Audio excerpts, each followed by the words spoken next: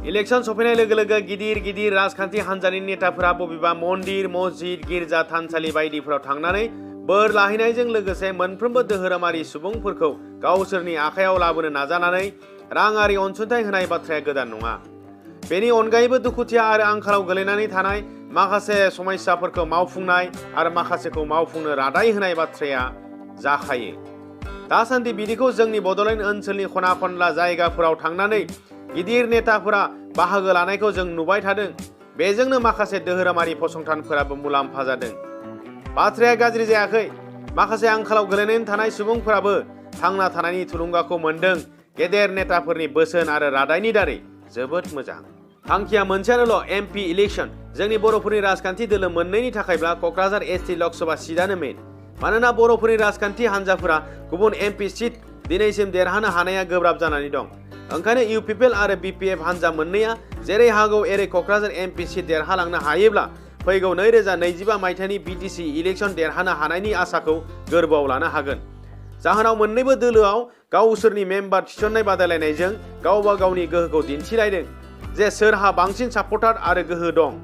दा बेखिनियाव सोरहा बांसिन बड'लेण्ड ओनसोलाव सापर्टार आरो गोहो दं बेखौ बुजिनो थाखाय नोंथांमोना आंजों लोगोसे थांफानांगोन। आं मोनफ्रोमबो डाटाफोरखौ फारि फारि नोंथांमोननो फोरमायलांगोन। आरो बेखिनियाव आंनिफ्राय मोनसे गुरै आरज थाबाय जाहाथे नोंथांमोना आंनि बे चेनेलखौ साबस्क्राइब खालामगोन आरो बेल आइकनखौ अलाव होनानै लागोन। बेजों आंहा थुलुंगाखांनाय मोनगोन।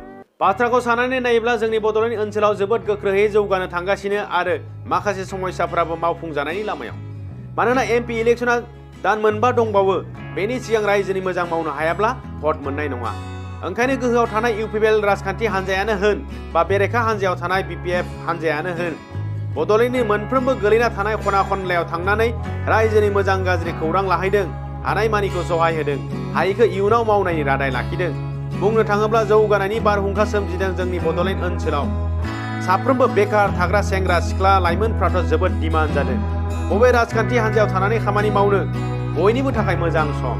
दानिया गोहोग्रा हान्जाखौ जों सायख'नांगौब्ला थांनाय 2020 मायथाइनि MCL इलेक्शननि रिजाल्ट आरो 2021 मायथाइनि MLA इलेक्शननि रिजाल्टखौ नायोब्ला सोर बांसिन बिबांनि समस्थिफोरखौ दखल खालामनानै दं बेखौ हमदां हागोन आरो सापर्टारनि बिबाङाबो ओंखारगोन।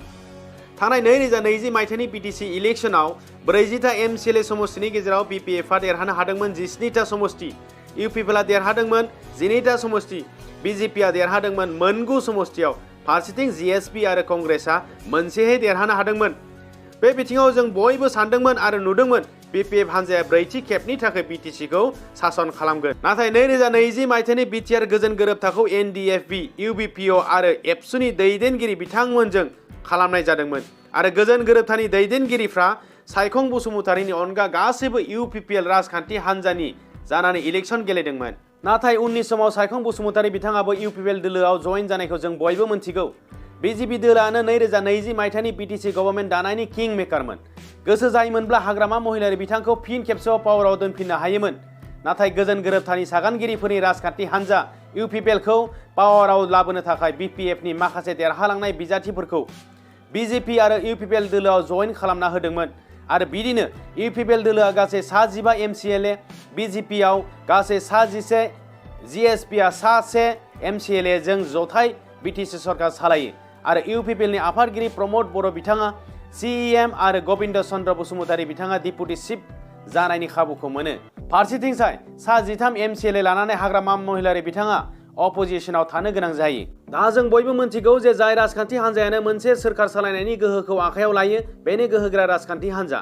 बे बेलायाव BTCखौ UPPL, BJP, GSP हान्जानि जथाय सोरखार सालायनाय लेखा UPPL हान्जाया BPF हान्जानिख्रुइ गोहोगोरा होननानै बुंनांगोन। मानोना UPPLआ BTC गभर्नमेन्टनि पावाराव दं, BPF हान्जाया अपोजिशनाव दं। आरोबाव जों दानिया स्टेट अर्थात आसाम सोरखार खुंथाय गोहोआव जोंनि बर'फोरनि राजखान्थि हान्जानि गोहोखौ सुनायलायोब्ला जों BPF आरो UPPL हान्जानि MLA फोरनि बिबांखौ सानब्लानो बुजिगोन। थांनाय 2021 मायथाइनि MLA इलेक्शनाव BPFआ गासै 3 MLA देरहालांनानै आसाम एसेम्ब्लियाव जायगा आवग्रिदों। बिथांमोना फारियै क'क्राझार OS ST निफ्राय रबिराम नार्जारी, कालाइगाव समस्तिनिफ्राय दुर्गादास बर' आरो माजबाद समस्तिनिफ्राय सरन बर'। फारसेथिं UPPL राजखान्थि हान्जाया आसाम एसेम्ब्लियावबो 7 MLA फोरा जायगा आवग्रिनानै दङ। जेरै गसाइगावनिफ्राय जिरन बसुमतारी, सानजा क'क्राझारनिफ्राय लरेन्स इस्लारि, सिडली ST निफ्राय जयन्त बसुमतारी, तामुलपुरनिफ्राय लेहराम बर', बरमा एसटिनिफ्राय भुपेन बर', सापागुरि एसटिनिफ्राय उरखाव ब्रह्म आरो उदालगुरिनिफ्राय गबिन्द चन्द्र बसुमतारी। बेनि अनगायैबो इउपिपिएलनि बिजाथि उरखाव ब्रह्म बिथाङा आथिखालनि आसामनि सासे केबिनेट मन्त्रि। आरोबाव एमपिनि बेलायावबो इउपिपिएलहा रायजो सभानि मासियाव रोनगोरा बसुमतारी बिथाङा दङ। नाथाय बिपिएफनि बेलायाव एमपि महरै रावबो सासेबो गैथ'वा। बे बेलायाव राजखान्थि फोथाराव बिटिसिआव इउपिपिएलखौनो गोहोगोरासिन नुयो। नाथाय गोहोआव थानाय इउपिपिएल हान्जाखौ नेवसिनानै लोब लोब बिपिएफ हान्जायाव सानफ्रोमबो जयनिं जानायनिबो फोरमान दं। दा बे बेलायाव नोंथाङा सोर हान्जाखौ गोहोगोरासिन सानो कमेन्ट खालाम। जों जाबाय भारतनि मोनसे सुबुं खुंथाइ गोनां हादरनि नोगोरारि। सुबुं खुंथाइ गोनां हादराव मोनफ्रोमबो राजखान्थि दोलोफ्रा इलेक्सननि आगोलाव जायगानि समाजनि दावगालांनायनि माखासे एजेन्डाफोरखौ लानानै सुबुंफोरनि खाथियाव भट बिहोयो। बिदिनो सुबुंफोरा बबेबा राजखान्थि हान्जानि मिशन भिजनआ मोजांब्ला बा रोखाब्ला बेनो भट होनानै सरकार सालायनायनि खाबुखौ होयो। थिग बिदिनो 2020 मायथाइनि बिटिसि इलेक्सनाबो बेनिनो मोनसे फोरमान। 2020 मायथाइयाव इउपिपिएल हान्जाया बड'लेण्ड ओनसोलनि माखासे जौगाखां खामानि मावगोन, लाइमोनफोरखौ न'खर न'खर साख्रि होगोन बायदि समाय लानानै बिटिसि खुंथाइ गोहोआव फैनो हादों। नाथाय आथिखालनि बिटिसि खुंथाइ गोहोआव इउपिपिएल, बिजेपि आरो जिएसपि बे मोनथाम दोलोआ ज' लोगो नांनानै सरकार सालायो। जायनि जाहोनाव इउपिपिएलनि आफादगिरि दानि बिटिसिनि चिफ प्रमद बर' बिथाङा लुबैनाय बायदि खामानि मावनो हायाखै। रायजोफोरखौ समाय होनाय बायदि खामानि मावनानै गोजोननाय होनो हायाखै। बेनि थाखाय माखासे रायजोफ्रा इउपिपिएल सरकारनि मोजां खामानिखौ नेनानै थानो बाबाय। आरो इउपिपिएलनि हेंथायै माखासे सुबुंफोरा अपेन चेलेन्ज खालामनानै बाथ्रा बुंनायखौ जों सुबुं बेजिंनि गेजेरजों नुनो मोन्दों। लोगो लोगो एमपि इलेक्सननि गुदुं बार बारनायजों खाबु लानानै 17 बोसोर बिटिसिखौ खुंबोनाय बिपिएफ राजखान्थि हान्जाया मानसिफोरखौ गावसोरनि हान्जायाव आर'नाइ फालि सोनानै बरायनायनि खाबुखौ लानो हादों। बेफोर गणतन्त्र हादराव जाखायो। जों बयबो मिन्थिगौ। रायजोनि मोजां मोननाय खामानि मावनो हायाब्ला बे सरकारनि हेंथायै सुबुंफ्रा बाथ्रा बुङो आरो गुबुन हान्जाखौ सापर्ट खालामो। इउपिपिएल, बिजेपि, जिएसपि हान्जाया जथाय सोरखार सालायनाया बिटिसिआव 3 बोसोर आबुं जाबाय आरो 2 बोसोर दंबावो। बे 3 बोसोराव माखासे जौगाखां खामानि मावबाय आरो 3 बोसोराव जेबो दावराव दावसि गैयालासे गोजोन थासारिखौ लाबोनो हाबाय।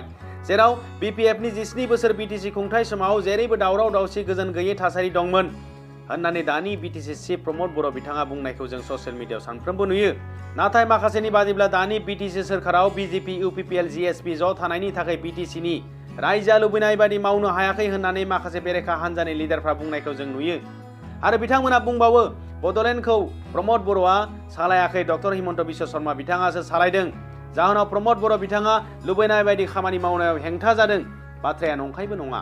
बेनि फोरमान बादियै इउपिपिएल हान्जाया पावाराव थानाय समावनो एमपि इलेक्सननि मिथिं दावथिंनि गेजेरजों हाग्रामा महिलारि बिथाङा बड'लेण्डनि मोनफ्रोमबो जिल्ला, मोनफ्रोमबो ब्लकफ्रावनो लोब लोब मेम्बार थिसनगासिनो दं। बिदि होननानै इउपिपिएल राजखान्थि हान्जायाव मानसिफ्रा जयनिं जायाखै बेबो नङा। इउपिपिएलआवबो हाबदों, बिपिएफआवबो हाबदों, बिजेपिआवबो बर'फ्रा लोब लोब हाबनायखौ नुगासिनो। गावबा गाव चइस। दा बाथ्राया बेनोदि इउपिपिएल, बिजेपिआव सुबुंफ्रा जयनिं खालामखागोन मानोना पावाराव दं, थाखा फैसा दं।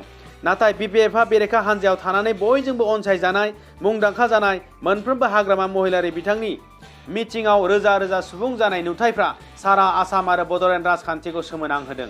दा नोंथांनि बादिब्ला बड'लेण्ड ओनसोलाव सोर राजखान्थि हान्जाया गोहोगोरासिन, बिपिएफ ना इउपिपिएल? दा नोंथाङा सोरबायदि राजखान्थि हान्जाखौ सायख'गोन अन्नानै कमेन्टआव लिरनानै हर।